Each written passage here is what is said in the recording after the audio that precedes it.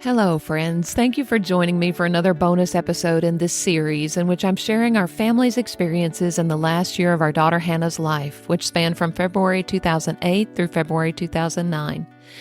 My desire is to process through the events of those 12 months with a perspective that 16 years has brought, and to point people to hope in Jesus along the way. I'm grateful that you've joined me. February 18th, 2008. Seeing double. Hannah had remained headachy throughout the weekend, but the morning nausea had subsided. She was back in school, and things seemed to be normalizing somewhat with her. My main concern now was for our younger daughter, Bethany.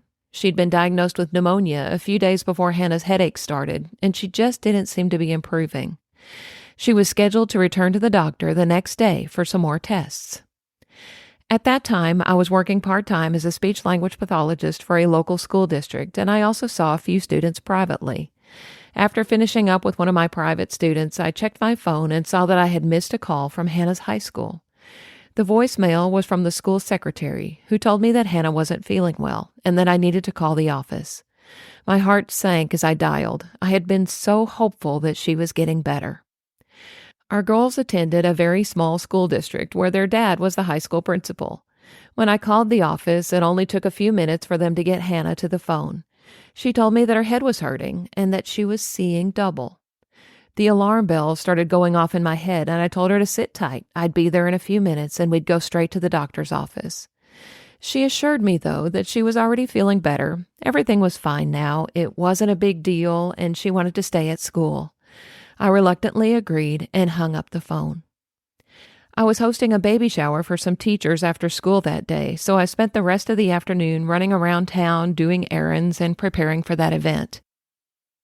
As people began to arrive at the shower, I pasted on a smile and went through the motions required of me, all the while counting the minutes until it ended and I could go home and see how Hannah was doing. The feeling of foreboding I had while standing in the pharmacy section of Walmart was back, and it was so heavy.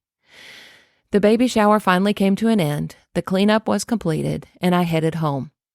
I was so anxious to talk with Hannah and see what really had been going on at school today.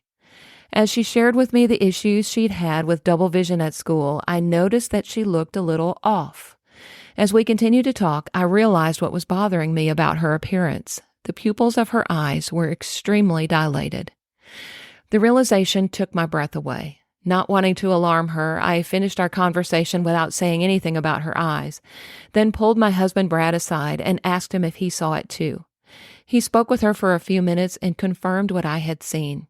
We decided that we would call the doctor first thing in the morning and see if we could get her in at the same time we brought Bethany in. I felt a little better that we were finally doing something. But sleep did not come easily that night.